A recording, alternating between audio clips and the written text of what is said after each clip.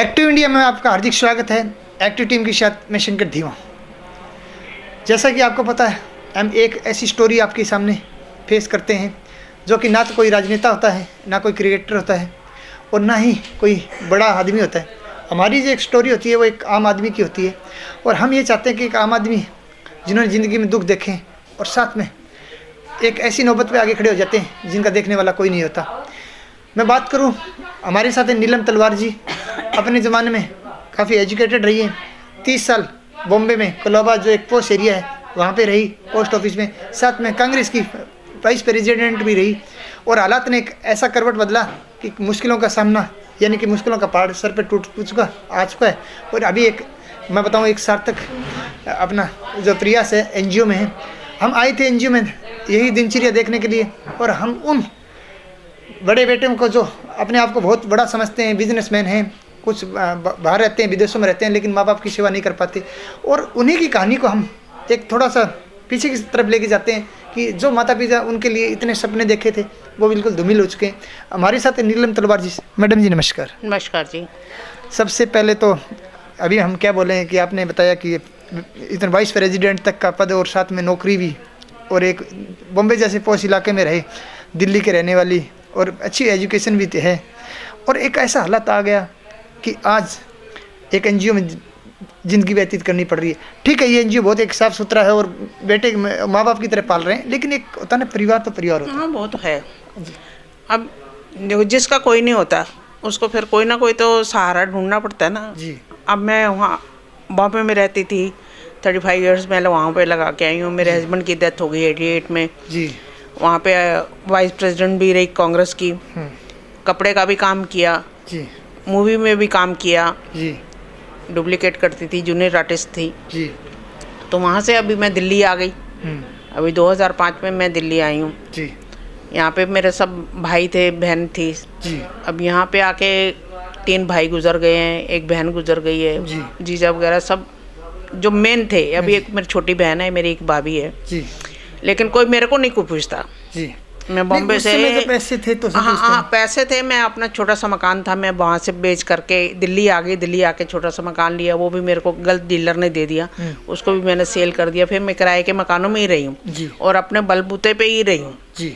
जो भी मेरे पास पैसा था मैंने वो अपना खर्च किया अपने ऊपर। अब जब मेरे अमाउंट ख़त्म हो गया तो मेरे भाई के बच्चे हैं, बहन के बच्चे हैं, सबसे मैंने हेल्प मांगी, किसी ने मेरी कोई हेल्प नहीं की जी। सब ने एग्री किया, मुंह के सामने बोल जाते थे कि हाँ करेंगे करेंगे, लेकिन कोई किसी ने नहीं किया जी। अब मैं बिना बताए उनको, मेरी एक फ्रेंड है, उसने मेरे को बोला कि अभी यहाँ रह के कोई फ़ायदा नहीं है जी, तेरे पास से पैसा ही नहीं है, कहाँ से किराया वगैरह देगी, तो इससे अच्छा आश्रम में चल जाओ। उसी मेरी फ्रेंड ने मतलब ये आश्रम देखा है, सार्थक प्रयास। मैं यहाँ पे आ गई हूँ, अभी 8-9 महीने से हूँ मैं यहाँ पे।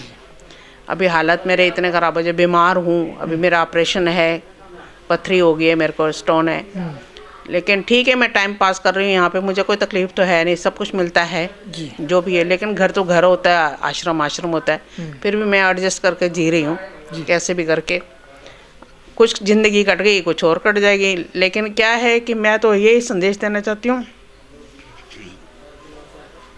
संदेश नहीं, पहले मतलब यही बताना चाहती हूँ लोगों को कि भाई अपने जो है अपनों को छोड़ना नहीं चाहिए, चाहे कोई भी रिश्ता हो। तो दो रोटी एक चीज़ मैं ये बताना चाह रहा हूँ कि लोगों को एक बात देखी है मैंने, खाना फेंक देंगे, सुबह सुबह गौ भगत आते हैं, उनके लिए वेट करते हैं कि कैसे हम 2 या 4 रोटी या 5 रोटी जो बच जाती है वो देते हैं, लेकिन एक माँ बाप को नहीं दे पाते। ये एक बड़ी मतलब सोचने वाली बात है।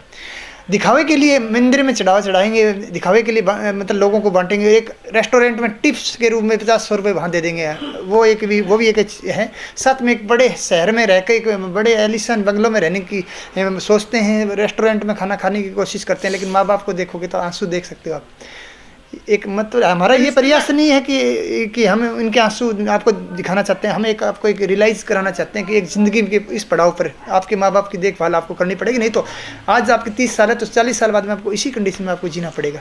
हाँ माता जी, भगवान ने रिश्तेदारी काहे के लिए बनाई है? बहन के बच्चे, भाई के बच्चे, बहनें, भाभियाँ काहे के लिए होती हैं? इसीलिए होती है ना कि दुख सुख में कोई सर पे खड़ा हुए। हाँ, कोई मतलब ये करोड़पति करोड़ों तो रुपये मांगता ही नहीं ये थोड़ी कि अपने बच्चे पे पैदा किए हैं तो वही देख सकते हैं, तो रिश्तेदारी काहे के लिए? रिश्तेदारी तो है ना, उनको भी तो चाहिए ना कि हमारा बुआ है, मासी है, बहन है, हमारा फर्ज बनता है हम उनको संभालें।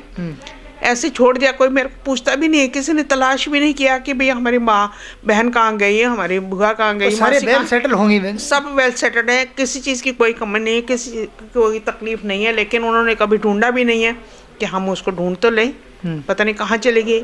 घर में से एक मेंबर कहीं चला जाता है, इंसान परेशान हो जाता है कि कहाँ गए, उसको ढूंढना तो चाहिए ना।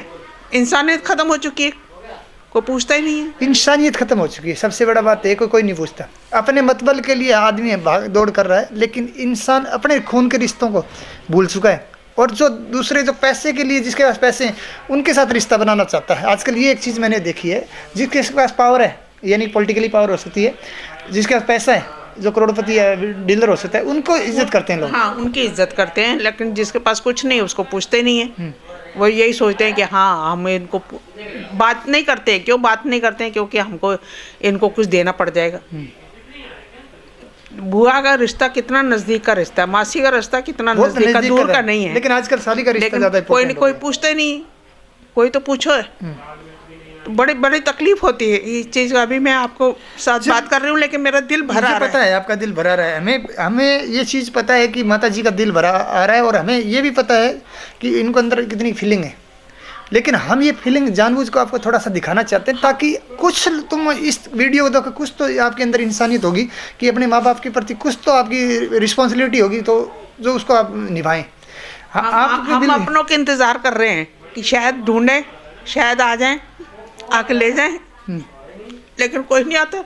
हर रोज इंतजार करते हैं कि शायद कोई तो आएगा, कोई किसी कुछ फोन वगैरह कुछ नहीं, कोई फोन, कुछ फोन नहीं, कोई कुछ नहीं। तो आप देख सकते हो, अभी हम मतलब माता जी के आंसुओं का कोई मोल हम निकाल नहीं सकते। और आपको हम एक मैसेज देना चाहते हैं। एक्टिव इंडिया की टीम की एक मुहिम है, हम ये चाहते हैं कि कुछ जो NGO बहुत अच्छा काम कर रहे हैं हम उनको दिखाना चाहते हैं, और जो बड़ा होने का मतलब दिखावा करते हैं कि हम बहुत बड़े 30 मार का हैं और बड़ी बड़ी गाड़ियों में चलते हैं, और लेकिन अपने माँ बाप के देखते नहीं हैं, उनके लिए एक सबक है ये चीज़ें। ये उनकी माता जी के आंसू एक ये चीज़ है कि बोलते हैं ना, भगवान का सब कुछ इसी धरती पर होना है, हिसाब तो बराबर होगा, ये सबको पता है, लेकिन उसका वेट एंड वॉच की कंडीशन में। हाँ जी माता जी, एक बात बताओ, जब अंदर की बात फीलिंग जब पीछे की आती है कि इतना पोश इलाका था, इतनी अच्छी ज़िंदगी थी, इतने अच्छे मित्र थे, कॉन्टैक्ट नंबर भी थे, बहुत सारे कॉन्टैक्ट धूमिल हो चुके हैं क्योंकि व्हाट्सएप नंबर या उस समय नहीं रहे, पहले लैंडलाइन थी। तो कभी ऐसा है कि कोई मदद के लिए कोई तो आया होगा? कोई नहीं किया? कोई नहीं, मैं मदद के लिए कोई भी नहीं आया। मेरे फ्रेंड हैं, अभी भी फ़ोन वगैरह आते हैं, लेकिन ठीक है, लेकिन हेल्प करना कोई नहीं चाहता, गले में घंटी कोई नहीं बांधना चाहता। हाँ बस, हेल्प बोलो तो पैसे की, वही ना, कोई गले में घंटी नहीं बांधना चाहता। वो सोचते हैं कि दूर रहो तो ज़्यादा अच्छा है, अगर बातचीत करेंगे, रिलेशन रखेंगे तो कुछ देना पड़ जाएगा, इसके लिए कोई रिलेशन। बात है कि जब मैं बातचीत कर रहा हूँ तो एक मुझे ये नहीं लग रहा कि 73 साल की हमारी माता जी इंग्लिश बोल रही है, अच्छी बात, बढ़िया बात। आजकल मतलब युवा नहीं बोल पाते, इतनी अच्छी एक मतलब एक ये आप अनुमान लगा, पढ़ी लिखी नहीं हूँ। नहीं, एक बात वो पढ़ी लिखी बात नहीं, वक्त ने मेरे को सब वक्त के सब सिखाया। मतलब एक इस 73 साल में जैसे आपको लगेगा नहीं कि माता जी कम पढ़ी लिखी, एक इंग्लिश में जो बातें करती है और सभी को समझाती हैं। और यहाँ पर मैंने देखा जितना अभी मेडिकल कैंप हुआ था उनमें सभी को एक एक करके गाइड कर रही है, मेडिसिन के बारे में उनको बता रही हैं कि कैसे मेडिसिन लेना है, क्या लेना है। तो ये चीज़ है कि जब पति थे अंकल जी, चलो गुजर गए, भगवान उनकी आत्मा को शांति दे, तो उसके बाद में जैसे 88 में आपने बोला कि उनका ध्यान, उसके बाद दूसरी शादी का सोचा कि नहीं सोचा? नहीं, दूसरी शादी के लिए फिर मैंने सोचा ही नहीं कुछ, उस टाइम तक तो नहीं सोचा। लेकिन जब मैं उस समय आपकी भी एज करीब 39 थी, मैं करना चाहती तो कर सकती थी, लेकिन नहीं किया मैंने। पर मुझे पता नहीं था कि अगर कर लेती तो ज़्यादा अच्छा था, मतलब ये चीज़ हम करना कर लेते तो ज़्यादा अच्छा था, वहाँ से जिंदगी करवट बदल। ये नहीं सोचा था कि कभी ये ज़िंदगी जीनी पड़ेगी। अभी भी मेरे क्या घुटनों में मेरे प्रॉब्लम है, मैं चल नहीं सकती हूँ। अगर मेरे घुटने ठीक होते तो मैं यहाँ पे भी नहीं आती, मैं अपनी मेहनत मजदूरी करके भी खा सकती थी। लेकिन फिर ये सरकार जो दावा कर रही है कि ठीक है, सरकार NGO को फंड देती है, वो बहुत अच्छी बात है। वृद्धा पेंशन अभी कुछ पेंशन मिल रही है? पेंशन मेरे को मिलती है। अच्छा, कितने? 2,000 रुपये? 2,500 रुपये मिलती है। अच्छा, तो वो पैसा ही मतलब एक जिंदगी हम लगा देते हो? NGO में नहीं लगाती, अभी मैं अपनी बीमारी के ऊपर लगा रही हूँ। ओके। अभी मेरा क्योंकि मिलती है तो वो भी बोलते हैं कि चलो बेटी तुम्हारे पास है तो तुम अपने ऊपर खर्च कर लो। हाँ, वो भी मेरे ठीक से है, लेते चलो। नहीं लेते नहीं है लेकिन है तो तुम्हारे पास अपने ऊपर। तो ये सरकार ने जो डिस्पेंसरी वगैरह फ्री ऑफ कॉस्ट कर या एनजीओ से आते हैं तो वहाँ से मेडिसिन नहीं मिलती या कार्ड वगैरह कुछ नहीं, नहीं वो मेडिसिन जो मिलती है नहीं सूट करती है ना मेरे को। अच्छा, अच्छा। मतलब जो प्राइवेट डॉक्टर ने लिख के दी हुई है, ओके, ओके। जैसे मेरे को शुगर है, हाँ जी। बीपी हाई है, मेरे को हार्ट ब्लॉकेज था, खैर अभी तो मेरे को लगता है ठीक हो गया शायद, तो मेरे को हार्ट ब्लॉकेज थी, तो अभी ये एंजियोग्राफी के लिए बताओ, बोला मेरे को था। 73 साल की एज में मतलब ठीक है, जिंदगी सारी देख ली, एक जो हमारे जो बच्चे हैं खासकर ये हमारे जैसे जो कि जिंदगी के अभी पड़ाव में ऊपर चढ़ रहे हैं, उनके लिए क्या मैसेज देना चाहती हूँ, कैसी जिंदगी काटी जाए? बस अपनों को छोड़ो मत, अपनों को छोड़ो ना। अगर वो दुखी हैं, आपके रिश्तेदार, आपके जो मतलब रिलेशन में हैं, उनको छोड़ो मत। अगर हो सकता तो जितनी हेल्प हो, मदद हो सकती है उतना करो, उनको सहारा दो, उनको सड़क पे मत छोड़ो जी। उनको ऐसा हालात मत करो कि वो एनजीओ में आए या इधर उधर भटकें। उनकी जितनी सेवा कर सकते हो उसका फल तुमको मिलेगा जी। कहते हैं ना, कर सेवा मिलेगा मेवा। जी। अगर उनकी सेवा करोगे तो दुआएं मिलेंगी ना। जी। जब देखो कोई हॉस्पिटल में जाता है, इंसान बीमार होता है, मरने वाला होता है, डॉक्टर क्या बोलता है, अभी भगवान के भरोसे है, जी। आपकी दवा नहीं काम कर रही, दुआ काम कर जाएगी। जी। तो हो सकता है आपकी कोई नेकी किसी के काम आ जाए। जी। किसी का भला कर सकते हो करो, बुरा मत करो। जी। तुम अगर 1 रुपया नहीं खर्च कर सकते, 8 आने खर्च करो, जी। लेकिन उसको सहारा दो, उसको छोड़ो मत। जी। खाने के लिए दे दो, पैसा मत दो। नहीं, हाँ, पैसा मत दो, खाने के लिए दे दो। मतलब कहने का मतलब जो कुछ भी या है, रोजगार यदि हो सकता तो वो दे दो। जो कुछ जितनी हेल्प कर सकते हो, जिस तरह से कर सकते हो उस तरह से करो। जी। सहारा मतलब बेसहारा मत छोड़ो, जी। उनको मजबूर मत करो कि ये दिन देखने के लिए। ठीक है, आश्रम है, बनाए हुए हैं बेसहारे लोगों की। अगर नहीं होता तो हम कहाँ होते, पता नहीं क्या हमारी हालत हो रही होती। ठीक, ठीक है। ये तो आश्रम है, कुछ तो तो हम मिला लोग के जो सरकार ने किया तो अच्छे के लिए किया। किया है, तो अच्छे तक किया है। मतलब सड़कों पे मरने से अच्छा है कि कम से कम एक जगह पे तो। और सबसे बड़ी बात है कि जो अच्छा काम कर रहे हैं, हम अभी उनके भी जैसे हर्ष अरोड़ा जी हैं या नहीं, उनका एक अच्छी मुहिम है कि हमारी सीमा मैम, हर्ष सर बहुत अच्छे हैं, जितना कर रहे हैं बहुत अच्छा कर रहे हैं जी। हमको किसी चीज़ की कोई तकलीफ नहीं देते जी। अच्छा खा रहे हैं, अच्छा घर की तरह खाना खा रहे हैं, घर की तरह रह रहे हैं। कोई चीज़ की ज़रूरत है, कोई तकलीफ है, परेशानी है, उनको बोलो, मिल जाता है। बहुत बहुत धन्यवाद माता जी। Thank you.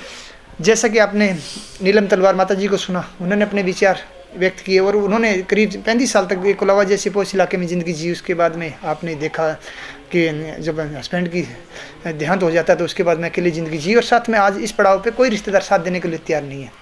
तनख्वाह आती है 2,500 रुपये, सरकार को भी हम सलूट करते हैं कि जो तनख्वाह दे रहे हैं 2,500 रुपये, वो बहुत एक अच्छी पहल है। लेकिन जो इन बुजुर्गों को जो आपने नहीं दे पा रहे हो या अभी उनकी बनी नहीं है या डेट ऑफ बर्थ का इशू आ रहा है, जैसे अभी हमें हमारी 67 से वाले की माता जी का हमने इंटरव्यू लिया था तो 7 साल से वो परेशान है, तो कुछ डॉक्यूमेंट नहीं है। तो आप उनकी एज फैक्टर के हिसाब से आप उनकी जो सैलरी या जो तनख्वाह बांध दीजिए, ताकि उनके जो निजी खर्चे हैं छोटे मोटे, जैसे कुछ खाने पीने का है या कुछ कपड़ा खरीदना, तो वो खरीद सकें। और हमारी उन युवाओं से एक हाथ जोड़ के प्रार्थना की अपने माँ बाप को अकेला मत छोड़ें और रिश्ते बना के रखें। बुआ और मौसी का रिश्ता सबसे अहम रिश्ता माना जाता था, लेकिन आजकल एक रिश्ता नया आ गया है साला साली का, उसको लोग ज़्यादा निभाते हैं। और बुआ का रिश्ता तो बिल्कुल ही आपने बोलते हैं कि मार्केट में आपको उसको डिलीट कर दिया है। तो एक बार फिर हमारी ही आपसे प्रार्थना कि रिश्तों की कदर करें और आने वाले समय में सभी रिश्तेदारों से मिल करें और एक जो गरीब तबके गए हैं उनकी मदद करें। हाँ, पैसे से नहीं कर पा रहे हो तो कुछ खाने पीने या रोज़गार दे के ज़रूर करें। आज बस इतना ही, कल फिर मिलेंगे एक नई मुहिम के साथ। तब तक के लिए जय हिंद, जय भारत। आप हमारे चैनल को लाइक शेयर एंड सब्सक्राइब जरूर करें। वंदे मातरम। नमस्कार।